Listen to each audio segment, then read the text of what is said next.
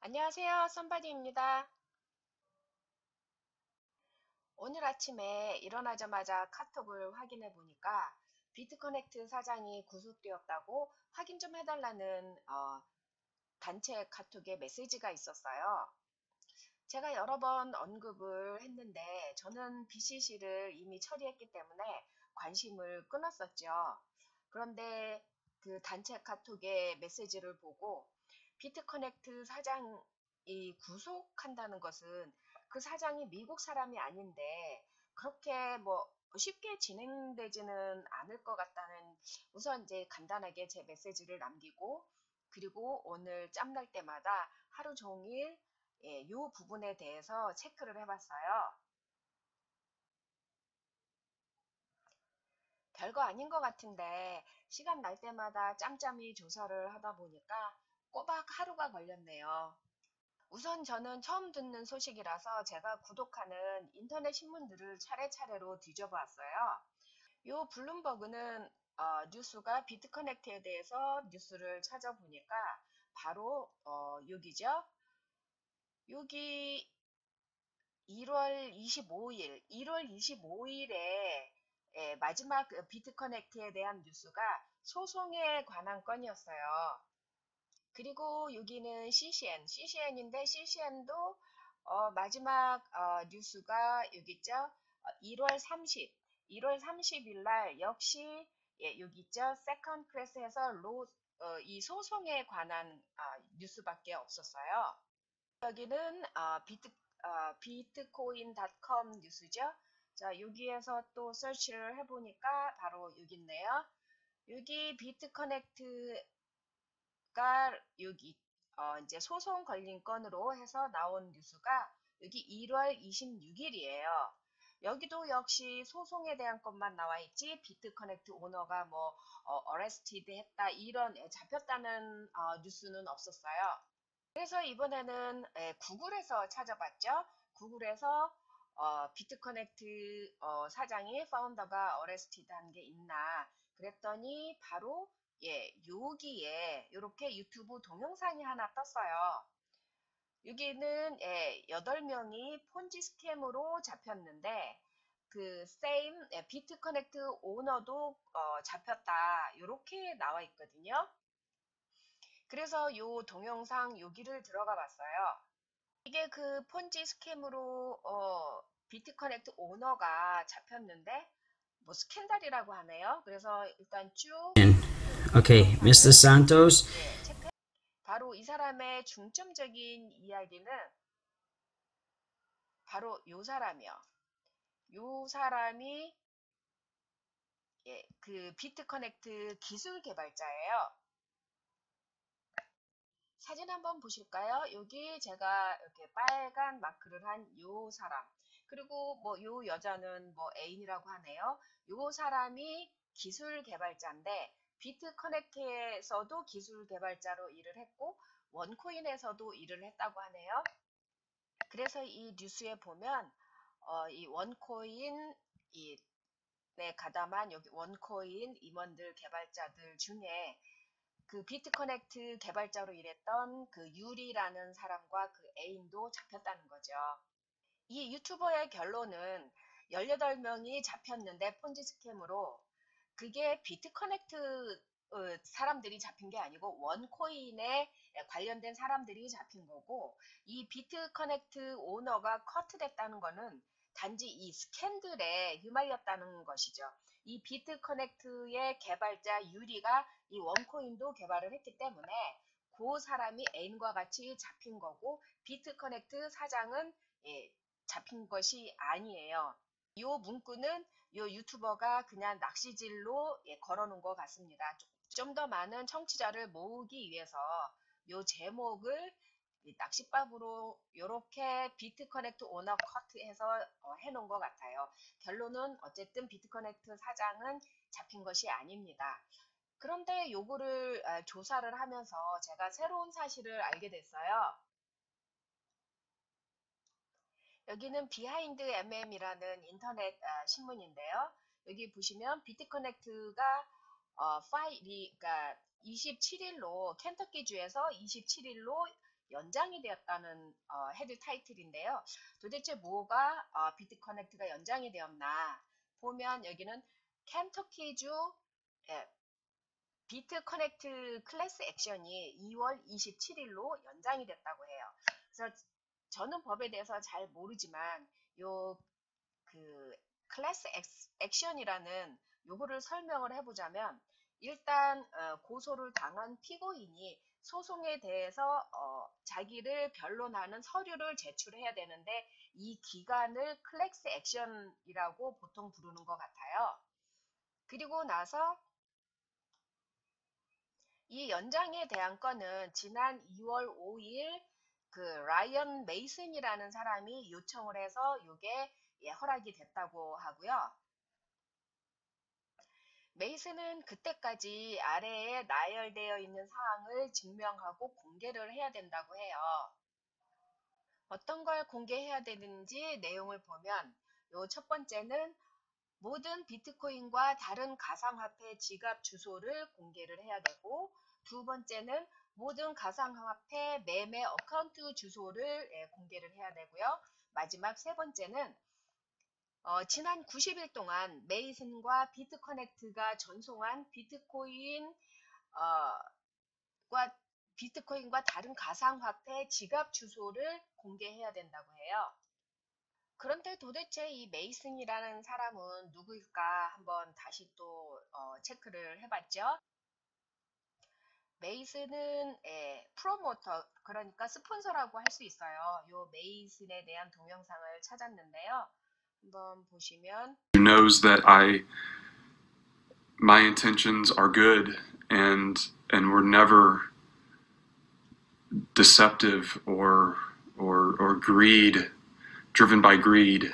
네, 보시다시피 울먹이면서 요 메이슨이 마지막 인사를 한 동영상인데요. 자기는 그렇게 나쁜 뜻이 없었고 그리고 그렇게 욕심을 부리지 않았다. 뭐 이런 내용이에요. 끝까지 이 동영상을 보면 자기는 일반 평범한 가장이고 그리고 사랑하는 아내가 있고 자식들이 있고 비트커넥트가 그렇게 될 줄 몰랐다. 이렇게 변명을 하고 있어요. 이 메이슨이라는 사람은 유튜브를 통해서 홍보를 했는데 꽤나 유명했던 것 같아요.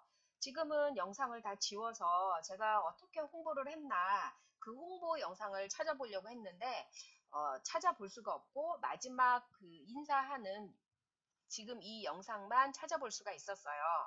근데 이 사람이 법원에 걸렸다고 하면 그 홍보를 하면서 뭐 꼭 해야 된다 뭐 이런 식으로 강제로 개런티를 한다 이렇게 홍보를 했는지 어떤 방법으로 홍보를 했는지 어쨌든 이 사람은 피라미드 사기로 해서 걸리게 된 거죠. 제가 피라미드 사기에 대해서 연방 정부는 어떻게 정의를 내리고 있나 한번 또 찾아봤어요. 자, 여기 보시면 쭉 피라미드에 대해서 아주 길게 나와 있는데 간단한 요점은 바로 여기에 있습니다. 제가 영어 실력이 뛰어난 건 아니지만 요 문구에 대해서 간단하게 번역을 해보면 상품, 서비스 또는 재산 등을 제외한 세일 디바이스나 플랜을 다른 사람에게 권해서 보상금을 받거나 소개를 해서 보상금을 받는 행위가 피라미드 사기라고 말하고 있어요. 그런데 바로 이 부분, 이 세일즈 디바이스라는 거는 어떤 걸 칭하는지는 솔직히 이 부분은 제가 잘 모르겠습니다. 그럼 이 메이슨이라는 사람이 비트커넥트 스폰서 프로모터 중에서 제일 꼭대기, 제일 그 탑 스폰서인가 한번 또 체크해봤죠. 그랬더니 나타나는 사람이 바로 이 사람이에요. 본명은 라이언 힐드레드라고 하는데 닉네임을 크립토닉이라는 이름으로 해서 유튜브에서 활동을 했나 봐요. 그런데 이 크립토닉 이 사람은 거의 탑을 달릴 정도로 유튜브에서 엄청 유명했던 것 같아요. 그런데 이 크립토닉도 불려갔지만 미성년자라고 하네요. 나이가 17세밖에 안 됐고 또 뭐 부모가 어쩌고 저쩌고 해서 어쨌든 풀려났고 유튜브 채널은 모두 삭제를 해서 이 크립토닉이 어떤 식으로 홍보를 했는지는 제가 볼 수가 없었어요. 여기는 인스타그램인데요. 크립토닉의 인스타그램이에요. 유튜브 채널도 삭제를 하고 텔레그램도 삭제를 했는데 인스타그램도 그러니까 옛날 거는 삭제를 하고 새로 인스타그램을 시작을 했다고 하는데 사진은 뭐 5장을 올렸다고 해요. 근데 벌써 팔로워들은 1200명이 넘고 있고 인스타그램에서 본인을 소개를 한 거는 아직도 가상화폐에 투자를 하고 있다고 크립토 인베스터로 소개를 했어요. 그런데 도대체 이 크립토닉이 얼마나 유명했길래 유튜브 채널에서 이 비트 커넥트를 홍보하는데 얼마나 잘 나갔길래 지금 현재에도 유튜버들이 이 크립토닉의 뒤를 캐고 있더라고요. 그래서 크립토닉이 어디로 사라졌나 이런 동영상이 많이 떠돌고 있어요. 이것은 어느 유튜버가 만든 비트 커넥트 계보예요. 일종의 계보라고 할 수 있죠. 자, 여기 탑에 보이는 여기가 요 사람이 투자자고 그리고 여기가 요번에 잡혔다는 유리예요. 유리고 그리고 지금 요 사람도 유튜브 상에 보면 아주 지금까지도 활발하게 트레본 제임스라고 활동을 하고 있어요. 그런데 여기 그 밑에 두 번째가 바로 여기 크립토닉이에요. 그러니까 이 크립토닉은 여기 개발자가 있고 그 밑에 요 정도면 엄청난 상위권에 있는 스폰서라고 할 수 있겠죠? 그러면 이렇게 날고 기는 스폰서 여기 제임스도 있고 여기 크립토닉도 있고 그럼 요 사람들만 있을까요? 여기는 제가 주로 이제 코인들 새로 시작할 때 랭킹이나 이제 리뷰를 체크해 보는 사이트예요. 여기도 보통 이 ICO 주로 많이 코인들을 소개를 하면서 이렇게 순위를 매기고 그리고 뭐 스코어를 매기죠. 그리고 이게 스캠인지 이제 사기인지 아닌지 그리고 이익금은 얼마나 많이 나는지 이런 식으로 순위를 매기고 있어요. 지금 현재 1위는 모니타이즈 코인 지금 ICO 진행 중이죠. 요거를 매겨놨는데 얼마 전까지 비트 커넥트가 저렇게 되기 전까지는 요 자리에 바로 이 커넥트가 바로 이 자리에 있었어요. 이 ICO 랜딩 요 사이트를 운영하는 이 사이트 주인도 스폰서예요. 요 사이트를 통해서 들어가면 바로 이 커미션을 요 사이트 주인이 갖게 되는 거죠. 요 사이트가 조회수가 엄청 많기 때문에 요 사이트도 엄청난 스폰서죠. 여기 지금 ICO 리뷰 사이트 여기도 제가 주로 코인들 체크할 때 보는 곳인데 지금 여기 뭐 랜드 커넥트 나와 있고 쭈루룩 나와 있죠. 여기도 예전에는 1등 자리에 비트 커넥트가 있었어요. 그런데 지금은 비트 커넥트가 아마 저 밑에 스캠으로 올라가 있을걸요. 예전에 1등으로 올려놨던 비트 커넥트가 지금은 이렇게 스캠이라고 사기라고 요 자리 맨 아래에 들어가 있어요. 그렇다면 이 사이트에서만 이렇게 됐을까요? 이 사이트도 역시 엄청난 빅 스폰서고요. 이 코인존도 엄청 유명한 사이트죠. 저도 ICO나 뭐 새로운 코인 랭킹을 조사할 때 꼭 체크하는 곳인데 예전에는 바로 프로젝트 ICO 옆에 여기에 랜딩 코인 ICO가 있었어요. 그런데 비트커넥트며 랜딩 코인들이 우수수수 무너지면서 요 랜딩 파트를 없애버렸죠. 이 코인도 역시 엄청난 비트커넥트 스폰서였습니다. 그런데 이렇게 빵빵한 스폰서들은 많은데 크립토닉은 잡혔다가도 풀려났는데 계보에 올라가지도 못한 메이슨만 왜 법정에 서야 했을까요? 운이 없어서 재수가 엄청나게 없어서 이에 대해서 또 제가 여기저기 뒤져봤어요. 그랬더니 이 메이슨을 스폰서로 해서 가입한 다운라인 파트너들이 고소를 했어요. 메이슨을. 저는 법에 대해서 잘 모릅니다. 마케팅에 대해서도 잘 모르고요. 그런데 다시 한번 피라미드 사기에 대해서 생각을 해봤어요. 이 연방정부에서 정의하는 피라미드 사기라는 것이 상품이나 서비스는 보상금이나 커미션을 받아도 된다고 말합니다. 그렇다면 비트커넥트가 코인을 증권으로 등록을 했다면 증권도 제가 알기로는 상품인데 그러면 피라미드 사기가 아닌 것 아닌가요? 아니면 비트커넥트 이 BCC를 증권으로 등록을 안 했을까요? 아니면 제가 잘못 알고 있는 건가? 증권은 상품이 아닌가요? 이번 메이슨의 케이스를 체크하면서 저도 홍보를 했던 터라 많은 생각을 해봤습니다. 사실 저는 뭐 스폰서라고 할 것도 없이 이런 스폰서 축에도 못 끼고 피라미의 축에도 못 끼지만 단 한 명이라도 다운라인에 파트너가 있다면 이번 케이스를 깊게 한번 생각을 해봐야 할 것 같다고 생각이 듭니다. 어떤 블로그들은 홍보하는 블로거를 완전히 사기꾼 취급하는 사람들도 있습니다. 그렇지만 제 생각은 홍보도 필요하다고 봅니다.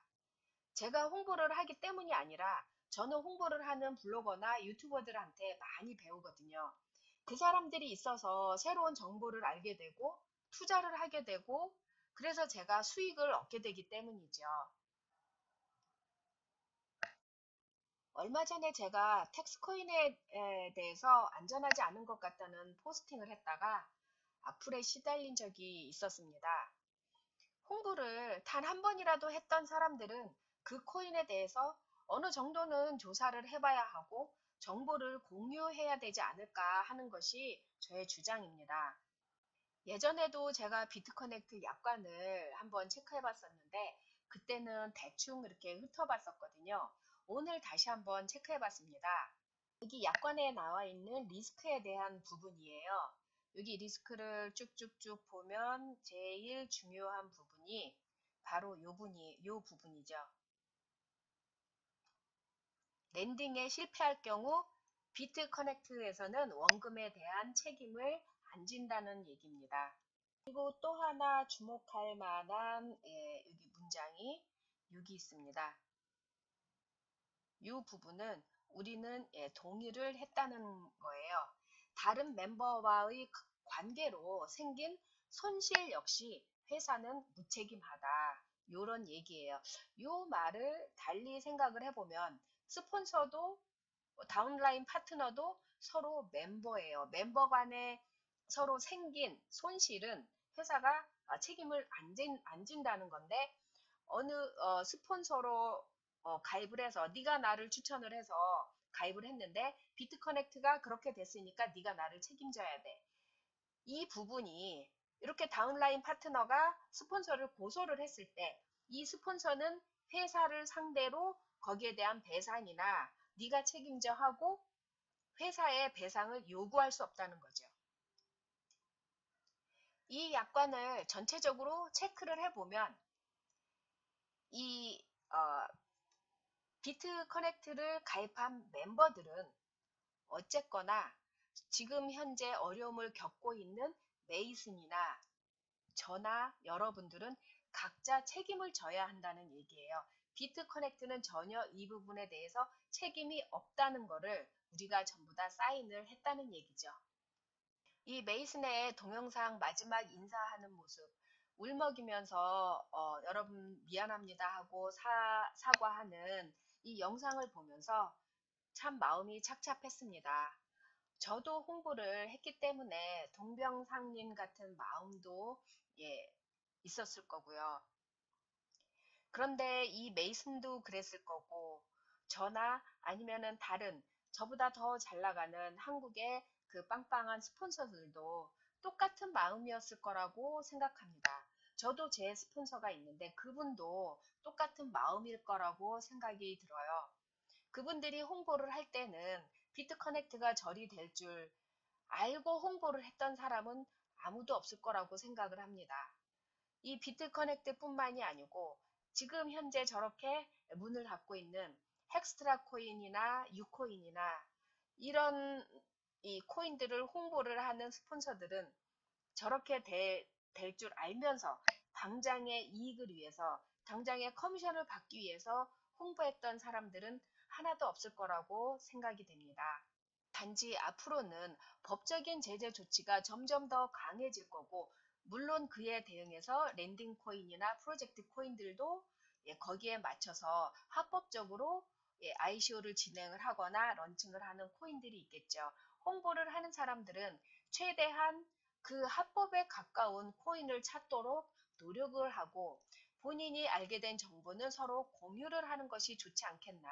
그리고 어느 블로거가, 어느 유튜버가 그 코인에 대해서 이상한 점을 발견을 했다 했을 때는 무조건 악플이나 질타를 할 것이 아니고 서로 각자 조사를 한 다음에 좀 더 정확한 정보가 서로 정확한 정보로 홍보를 할 수 있도록 도와주고 공유를 해야 된다고 생각합니다. 요즘은 우울한 소식의 연속이네요. 그렇지만 좀 더 기다려보면 조만간 기쁜 소식이 있지 않을까 기대를 해봅니다. 감사합니다.